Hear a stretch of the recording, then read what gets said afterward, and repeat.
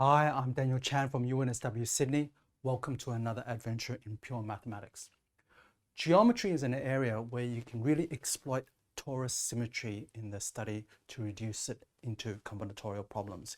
Indeed, there's a subject called toric geometry, which is precisely this, a combinatorial study of geometry where you reduce problems to combinatorics using the torus symmetry. In this video, I want to revisit the projective plane through the lens of toric geometry. In other words, using the torus symmetry. And this will be the first in a series of 3 videos where we look at the projective plane from this new perspective. Okay, so let's see firstly, what is the torus symmetry that we have on the projective plane? Okay, so the projective plane is here, P2. It consists of triples of complex numbers, which are defined up to scalar multiples. So they're basically ratios of 3 complex numbers. Now, there's actually a choice in how we want a torus action to act on this P2. And I'm going to pick the following one. Okay, so the torus that we'll use here is going to be the same dimension as the projective plane here. It's going to be 2-dimensional. It's the algebraic complex torus of dimension 2. So this is C crossed 2. Okay, so you have just pairs of non-zero complex numbers. And it acts on this projective plane. How? I'm going to use this action here. There's a bit of a choice here. Okay, so an element Z1, Z2 of this T, okay, will act on this homogeneous coordinate by basically scaling this x1 by z1, the first coordinate here, and x2 by z2, the second coordinate here. Okay, and it will leave that coordinate corresponding to 0 as is. Okay, so that's the action. Now, of course, as you can see, there are other possible choices. Here we've kind of fixed the x0. You could fix the x1 and act on the other 2 coordinates. And similarly, you can also just fix the x2 and act on these first 2 coordinates here. But we've chosen this one. Okay, that's great. We have an action of this torus onto here. And the first thing that you can do with some sort of group action is you can break things up into orbits. So that's the first thing that you might want to do.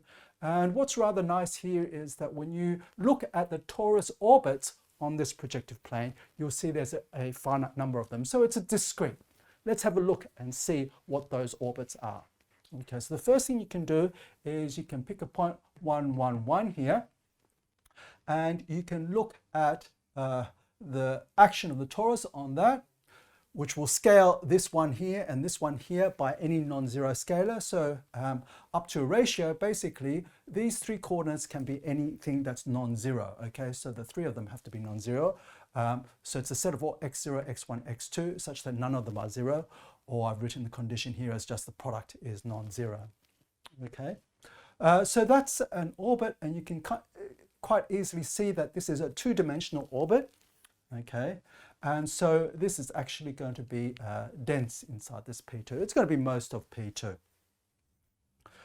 Okay, so the other thing that you can see about this is that what does it not include? It doesn't include all the places where one of the coordinates is 0. So what we can do is let's draw the complement, okay, where one of the coordinates is 0. I've drawn here the coordinate line x0 equals 0. Here the coordinate line x1 equals 0 and x2 equals 0 is the third and last coordinate line. So this open orbit here, this 2-dimensional orbit, is just the complement of these 3 coordinate lines. Okay, so what are the other orbits that you have here? Well, the other thing you can do is look at the coordinate points 1, 0, 0 and 0, 1, 0 and 0, 0, 1. They're, of course, the intersections of 2 of the coordinate lines. So here they are at the so to speak, the vertices of this triangle. Okay, and you can see that if you decide to scale the last 2 coordinates by anything, right, here this doesn't change, so that's fixed, so that's a single orbit. Here you'll just scale this one, but that's the same point because you're identifying these ratios if they're scalar multiples of each other, and similarly this also doesn't move. Okay, so they're 0-dimensional orbits, so you have 3 orbits like that. What are the other orbits? It turns out that the other orbits, and you can calculate this quite easily, is that the coordinate lines each of them will give you another orbit, and of course, what is that orbit? So for example, on this x0 equals 0, of course you have two orbits in this line, but the complement of those 2 points will be a single orbit, okay? And that's going to be another orbit there. So you'll have 3 of these one-dimensional orbits corresponding to the coordinate lines, okay? So you should firstly note that each of these coordinate lines, if you decide to scale, okay, according to this, so you let the torus act, of course, it doesn't change any of the conditions x0 equals 0, or x1 equals 0, or x2 equals 0. So they're stable, okay? It's not going to swap these lines around. It's going to fix those lines. But it will move the points on each of these lines around. And you can quite easily see that, okay, looking at this torus action. So for example, if x0 equals 0, that stays 0, but you're allowed to scale any of these, okay, you can get any point on that coordinate line x0 equals 0. Okay, except for where the other coordinate points. Okay, so that's the setup that we have here. This is rather nice. We've used the torus action, and when you look at the projective plane this way, you will get a discrete set, so something that's combinatorial in nature. But one of the things that you don't see combinatorially is that if you want to have a look at the manifold structure, right, you really need open sets, okay? And we have one open set, which is this two-dimensional orbit, but all the other orbits are either closed or they're locally closed, okay? So you don't see the manifold structure. So the question I want to pose here is, can you encode the manifold structure combinatorially too, by finding the affine patches torically? So hopefully you understand and you are familiar with this projective plane and how it is a manifold. So the key things to remember is that it's basically the union of 3 copies of the affine plane. And how do you get those copies of the affine plane? Well, you can treat any of these coordinate lines as the line in infinity of the affine plane. So removing any of them will give you a copy of the affine plane. And the question is, well, can I find that those affine patches, which will tell you about the manifold structure, just by thinking in terms of the torus action? Okay, so do this completely torically. Okay, so we have this torus action, we have this orbit decomposition, and now what I want to do is I want to try to find these affine patches just using the torus symmetry. Let's see how to do that. Okay, so what's the idea here? Okay, so the first thing that I'll do is that this open orbit, okay, it's quite easy to see that the stabilizer of this point is going to be just the identity inside T, okay? If you scale by Z1, Z2, okay, and that's Z1, Z2 is not the identity, you'll get a different point, okay? So that means that really this is isomorphic to T as a, well, in fact, a T set, okay? So I'm going to identify T and its orbit T dot 111. Okay, so that's the first thing that we're going to do. We're going to just make that identification. So, that's what's the next thing that we're going to do? So what we're going to do to try to find an affine patch is we're going to look at certain affine open varieties, okay, inside P2. If you're not so familiar with affine geometry, I'll say some words about this in a moment, okay?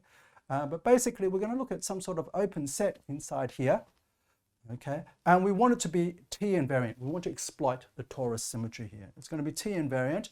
And the other thing that we're going to do is that at the moment, we can get a handle on this torus, because we've just said, this torus orbit rather, because that is the torus, okay, after this identification. But we don't have the complement of this torus, and in particular we don't have these 3 coordinate points. So we're going to look at an open set which contains this point 1, 0, colon 0, okay, 1, 0, 0, okay, so that's on the line where x1 equals 0 and x2 equals 0, okay, so we want an open neighborhood, so to speak, of this point here, okay, which is T invariant. Okay. So if you look at the picture that you see here, well, if you want an open neighborhood of that, then you'll have to have points which are not on these 2 lines. So they'll be out in this open orbit.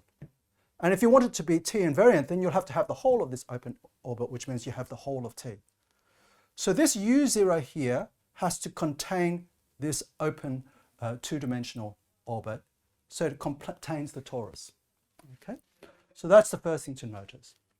So the other thing is just a reminder about how algebraic geometry works. When you want to study algebraic geometry, all the geometry, at least the affine geometry, is contained in the ring of regular functions. So that just means that you're using rational functions to try to study geometry, the rational functions on the variety, okay? And you're looking at the rational functions which are defined everywhere, okay? So what does this mean? So what you can do is you can look at the regular functions defined on t and the regular functions defined on u0. Okay.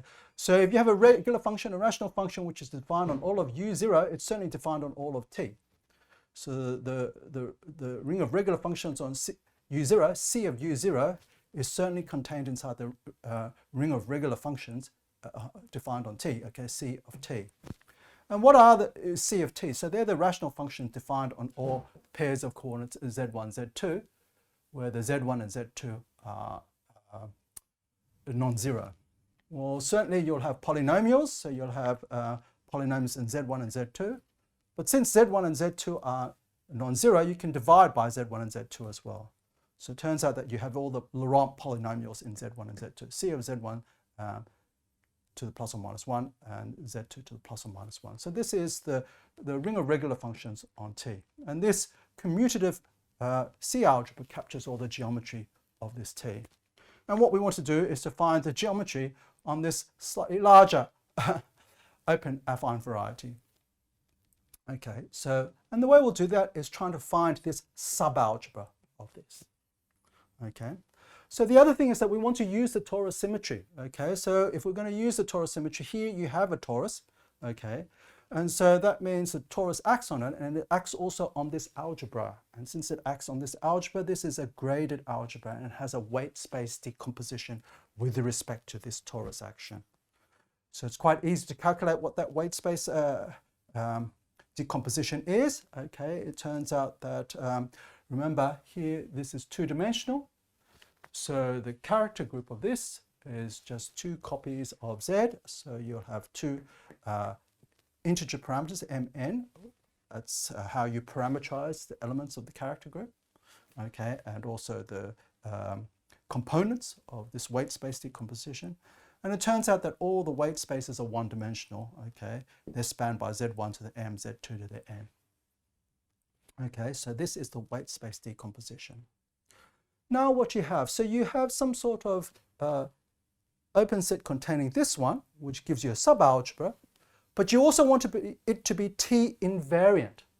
So to be T invariant means that this U0 being T invariant, this subalgebra is also a graded subalgebra.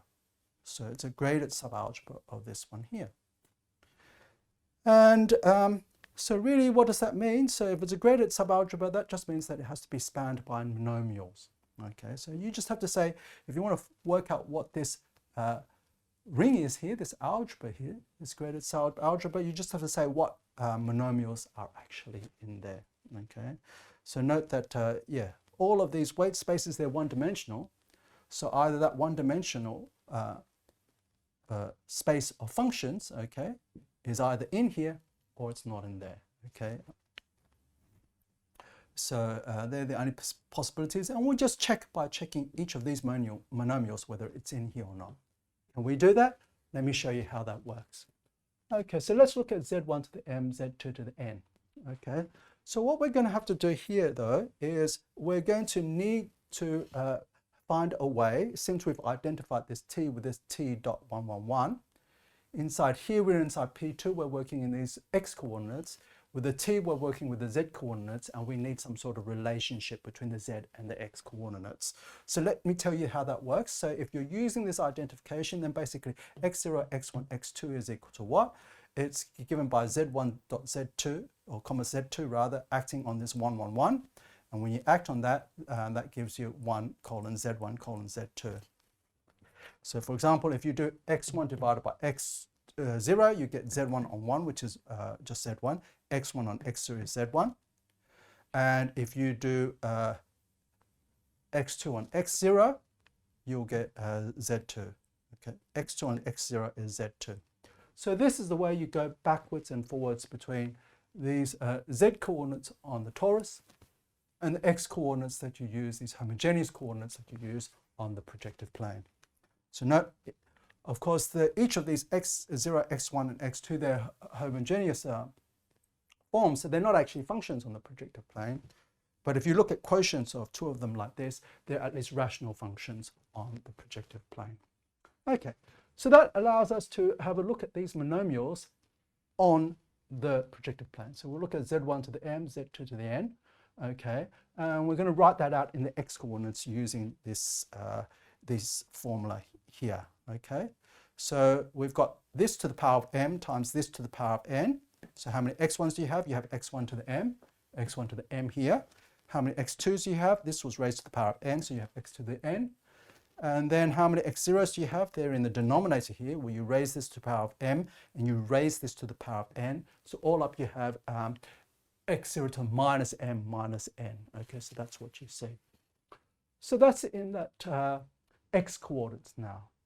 And the question we're asking is whether it's defined at 1, 0, 0 or not. So let's just see what happens. So basically what will happen here is here you've got the x0 coordinate is 1. So this is 1 to whatever this power is. There's no problems with being defined or not in that case. So remember m and n are integers here.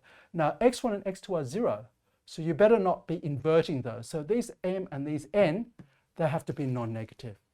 And once it's non-negative, this is a well-defined rational function at 1, 0, 0. So to be defined here, the condition is precisely that these m and these n, okay, they're greater than or equal to 0. So let's have a look and see what that means. Now we've actually found this ring of regular functions on this u0. Okay, and that means that we'll be able to actually see what u0 is. Okay, so let's just write down what this cu0 is. This cu0, okay, it's going to be a graded subalgebra of this algebra of Laurent polynomials in z1 and z2. And basically, you just want those monomials z1 to the m, z2 to the n, where m and n are non-negative. Okay, so it's just a direct sum for all m and n greater than or equal to 0 of c z1 to the m, z2 to the n. And of course, that's just all polynomials in z1 and z2. So it's c of z1, z2. Let's go back to the x coordinates and see what that means. So what was z1? z1 was just x1 on x0. What was z2? That's just x2 on x0. Okay. So the way to think about what this really is that, well, if you have the polynomial ring in two variables, that's just the coordinate ring of the affine plane. Okay. That's just the regular functions on the affine plane. So really this u0 is just the affine plane. But what this is to be careful to see how it is a part of this projective plane. You've got to realize that the functions that you're going to use to identify this affine plane is x1 on x0, that's the first coordinate, and x2 on x0 is the second coordinate. And of course, this is the usual affine patch where x0 is non-zero. So if you know the projective plane well, hopefully this is something that you know, is that this is really the best way to write the affine patch inside the projective plane where x0 is non-zero. Okay, the coordinates are x1 on x0 and x2 on x0.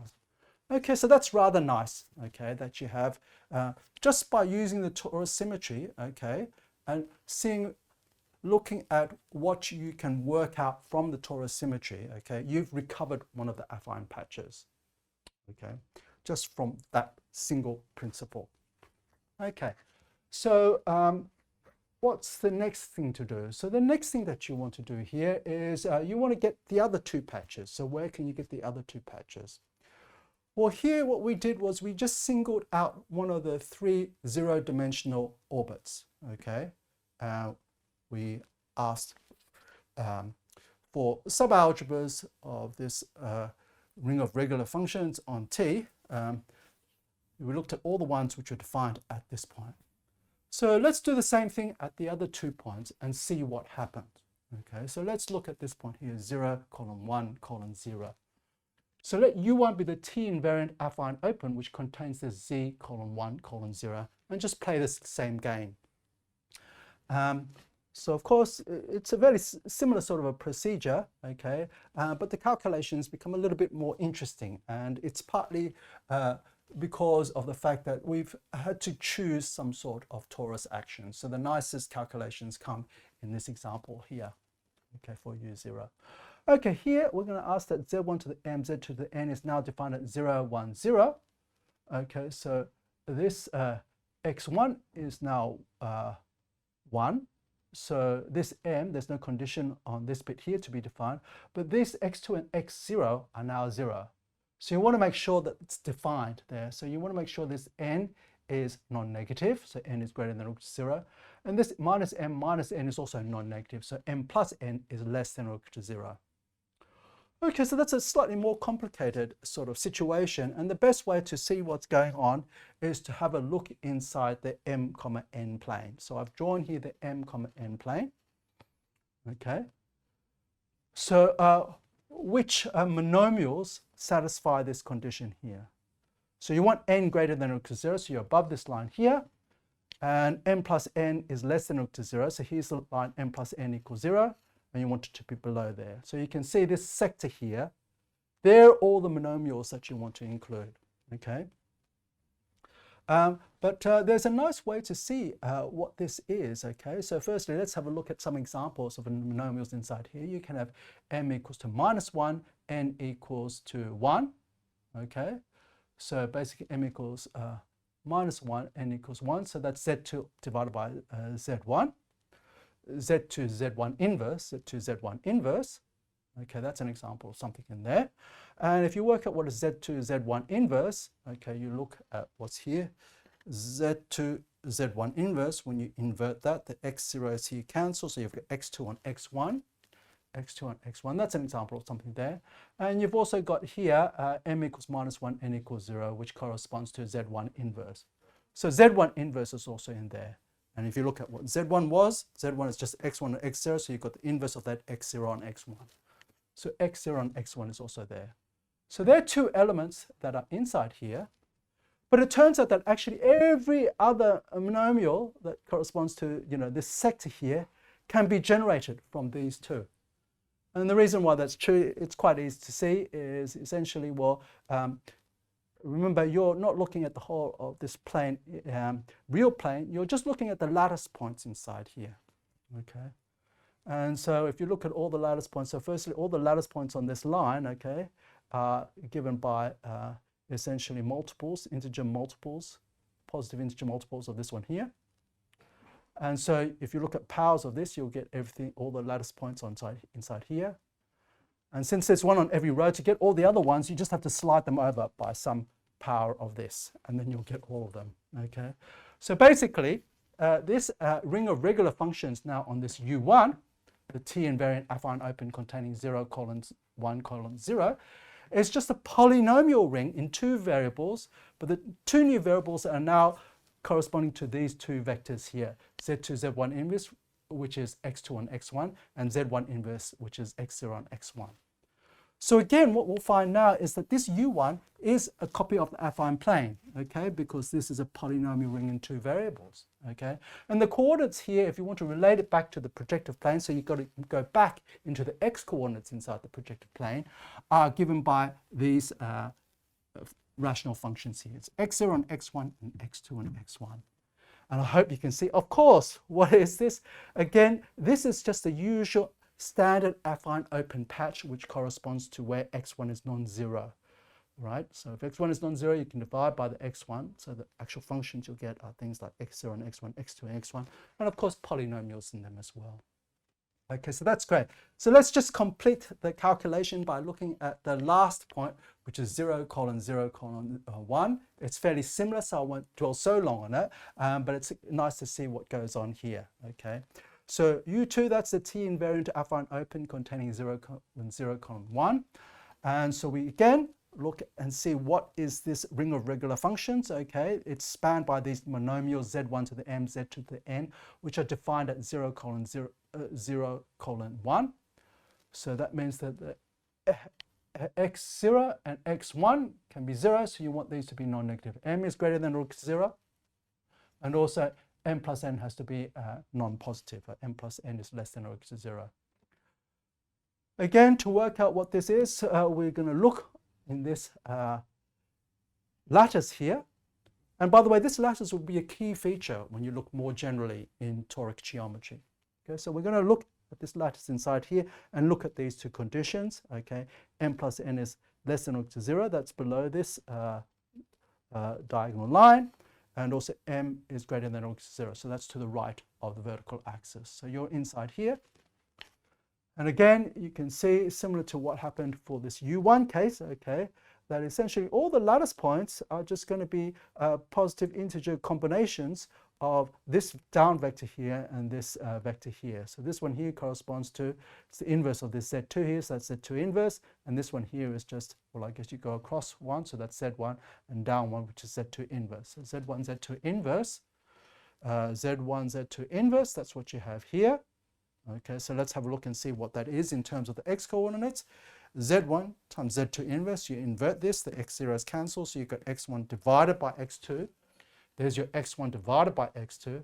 And then you've also got Z2 inverse. Okay, so there's your Z2 again, x2 on x0, you invert that, so x0 on x2, x0 on x2.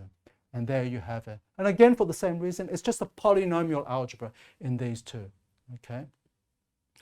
So if you look and see what happens, now you'll see a similar sort of story. Now you get a polynomial ring and hence the affine plane. And the coordinates of that affine plane are going to be x0 on x2 and also x1 on x2.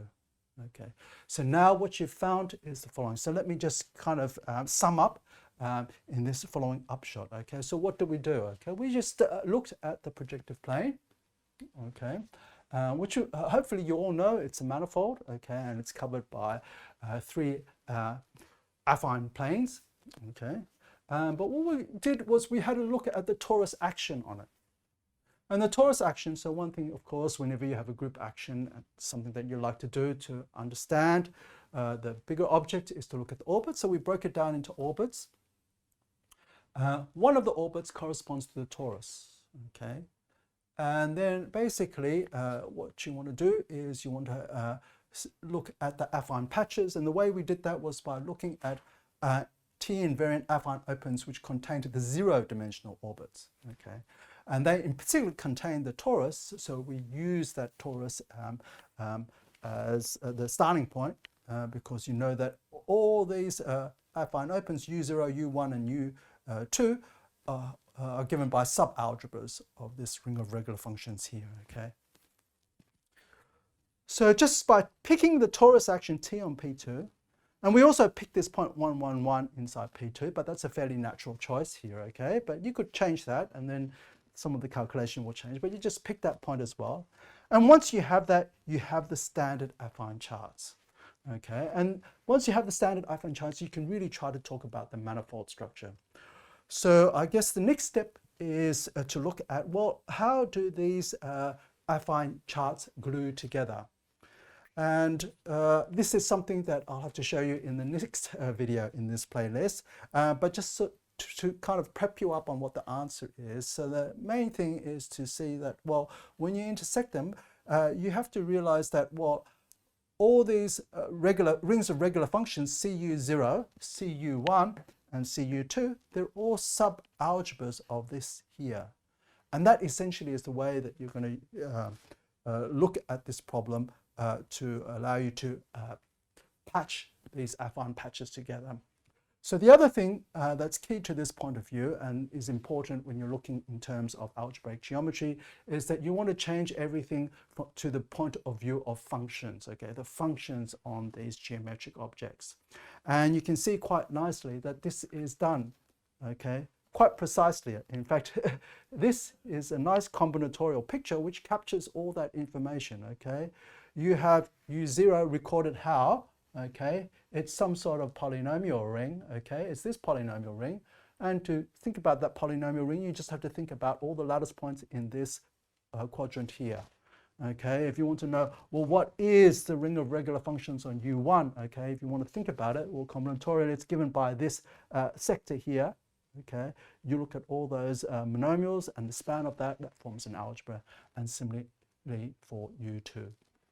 I hope you enjoyed this adventure in pure mathematics.